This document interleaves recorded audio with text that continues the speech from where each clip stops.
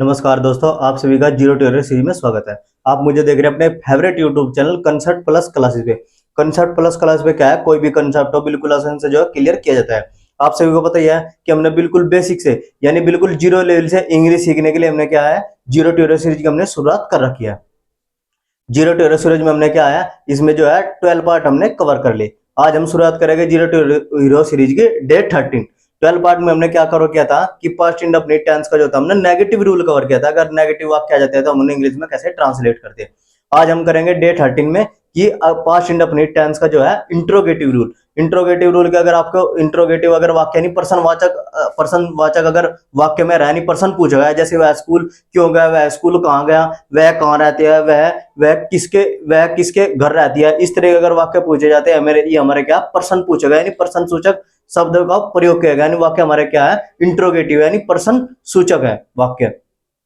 यानी हमारे क्या इंट्रोगेटिव पर्सन पूछेगा इन वाक्य में इस तरीके से आते हैं। तो हम यही आज जो है पास्ट इंडेफिनिट का हम जो है इंट्रोगेटिव रूल पढ़ेंगे। किस तरह के अगर वाक्य आ जाते हैं तो हमें इंग्लिश में हम उन्हें किस तरह से हम ट्रांसलेट करेंगे। आप आते हैं डे 13 पे पास्ट इंडेफिनिट टेंस। इसका क्या है इंट्रोगेटिव यानी पर्सन सूचक। यदि वाक्य के बीच में क्या सबसे पहले आ जाए तो उसकी अंग्रेजी क्या हम सबसे पहले लगाते हैं। वाक्य के बीच में क्या सबसे पहले है तो उसकी अंग्रेजी हम क्या है वाट नहीं लगाते, बल्कि कर्ता दोनों के अनुसार जो है डिड उसकी अंग्रेजी हम सबसे पहले लगाते हैं। और उसके बाद का जो वाक्य हमारा फिर सिंपल यानी अफर्मेटिव बनता है, यानी जो फर्स्ट फॉर्म है क्रिया की उसका हम क्रिया की फर्स्ट फॉर्म का यूज करते हैं। ये लिखा हुआ है। अब देखते हैं हम क्या वह स्कूल जाता है। क्या हमारा पर्सनवाचक शब्द होगा। जो हमें पर्सन पूछेगा क्या वह स्कूल जाता है या हमारा पर्सन पूछा गया तो क्या हमारा पर्सनवाचक शब्द हुआ। तो ही वह क्या हुआ, वह हमारा हुआ सब्जेक्ट। वह हमारा हुआ सब्जेक्ट, स्कूल क्या हमारा हुआ ऑब्जेक्ट, और गया गया क्या हमारा है वर्ब। वर्ब ये हमारी क्या है वर्ब। अब बनाते हैं वाक्य। कर्ता जनो दोनों वचनों के साथ आपको सबको पता ही है कि अगर एक वचन हो या बहुवचन हो उसके अकॉर्डिंग हम क्या की जो स्पेलिंग हम सबसे पहले हम डिड लगाएंगे। तो डिड और आपको पता ही है कि वह की क्या होती है ही, डिड ही, और जाने की होती है गो। फिर क्या है फर्स्ट फॉर्म का यूज करेंगे, नहीं उसके बाद का जो वाक्य है हम अफर्मेटिव में बनाएंगे।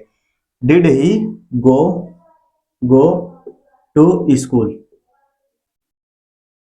स्कूल। और ये हमने लगाया पर्सन वाचक चिन्ह। अगर हमने ये भी नहीं लगाया तो हमारा वाक्य गलत हो जाएगा। फिर आता है क्या वे मंदिर गए। तो वे हमारा क्या होगा, वे हमारा होगा सब्जेक्ट, और मंदिर क्या होगा हमारा ऑब्जेक्ट, और गए क्या हमारे होगी वर्ब। और आप सभी को पता है जब हम इंग्लिश में कोई ट्रांसलेशन करते हैं वाक्य की तो कहते हैं सब्जेक्ट प्लस वर्ब, इस तरीके से हम वाक्य बनाते हैं। तो क्या की क्या हुई, क्या की हुई डिड, यानी पर्सन पर्सन सूचक शब्द है हमारा। तो did they go to temple, TEMPLE temple, ये हमारा पर्सन सूचक वाचक शब्द हुआ।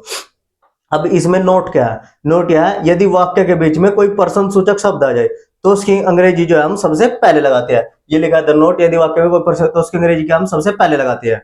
और फिर बाद का वाक्य क्या है हम वर्ब में यानी वर्ब क्या फर्स्ट फॉर्म आती है, यानी बाद का वाक्य फिर हम क्या है अफर्मेटिव यानी सिंपल पास्ट का सिंपल रूल का हम प्रयोग करते हैं। यदि वाक्य में कोई पर्सन सूचक शब्द आ जाए, पर्सन सूचक शब्द क्या होते हैं, ये होते हैं कि क्यों, क्या, किसको, किसने, इस तरीके से क्या पर्सन सूचक शब्द होते हैं। फिर क्या हुआ, जैसे उसने आम क्यों नहीं खाया, तो उसने की तो आपको पता है कि हमारा सब्जेक्ट होगा, आम हमारा ऑब्जेक्ट हुआ, और खाना हमारा क्या हुआ वर्ब, और ये हमारा पर्सन सूचक शब्द हुआ। और नहीं क्या हमारा वाक्य क्या है नेगेटिव दर्शा रहा। तो सबसे पहले हम लगाओगे वाई की, वाई लगाओगे WH वाई डिड, करता दोनों वचनों के साथ आपको पता है कि ही वाई डिड ही, फिर आता है note, why did he note, और खाने की होती है एट, EAT, ईट माने होता है खाना। अगर हम इसकी एट नहीं लगाने क्योंकि वाक्य हमारा फिर अफर्मेटिव में पड़ेगा। खाने की लगेगी इट, EAT इट, इट होगी। फिर होती है मैंगो इट मैंगो, और ये होगा हमारा पर्सनवाचक शब्द। इस तरीके से हमारा ये वाक्य तीसरा कंप्लीट हुआ। अब आते हैं उसने कौन सी पुस्तक पढ़ी थी।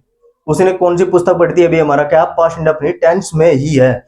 इसका हम कैसे बना, कौन सी की होती है विच माने होता है कौन सी, और पुस्तक तो विच पुस्तक,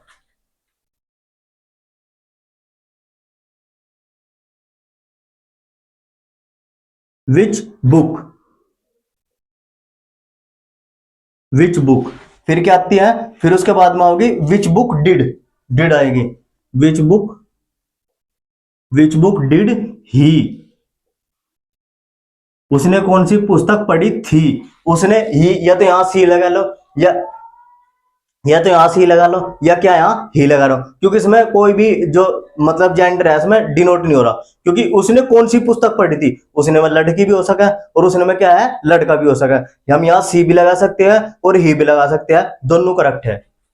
तो ही रीड, READ, ही रीड, ये हमारा वाक्य हुआ। और फिर आता है क्वेश्चन मार्क चिन्ह, इस तरीके से हुआ। अब आता है वाक्य नंबर 5, यानी क्या है, राधा बाजार कब गई थी, ये राधा यहाँ पे तो डिनोट कर दे क्या, राधा क्या लड़की है, तो सबसे पहले कब की होगी वैन, WHEN, यानी वैन डिड राधा, राधा नाम है, RADHA, वैन डिड राधा। और जाने की होती है गो टू द मार्केट,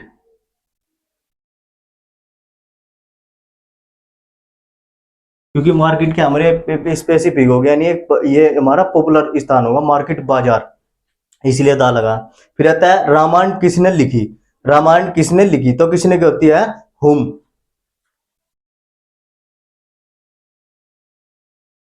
हुम डिड, हुम डिड। और रामायण हमारा क्या, हमारी पवित्र पुस्तक होगी, पवित्र पुस्तक के नाम से पहले हम क्या लगाएंगे द, तो हुम डिड द रामायण,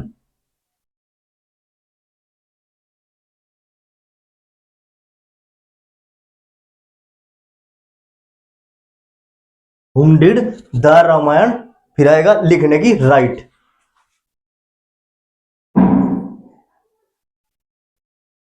राइट, ये होगा हमारा क्वेश्चन मार्क चिन्ह, और यहाँ पे भी क्वेश्चन मार्क चिन्ह। अगर हमने क्वेश्चन मार्क चिन्ह भी नहीं लगाया तो भी हमारा वाक्य क्या है गलत हो जाता है। इस तरीके से हमने क्या है, आज हमने अगर पास्ट इंडेफिनिट टेंस का जो था हमने इंट्रोगेटिव रूल सीखा, यानी अगर पर्सन पूछे जाने वाले वाक्य हमारी जो जो पूछे जाते हैं उन्हें हम इंग्लिश में कैसे ट्रांसलेट करें। आज के लिए इतना ही, thanks for watching. Next video देखने के लिए लाइक और चैनल को सब्सक्राइब करें, धन्यवाद।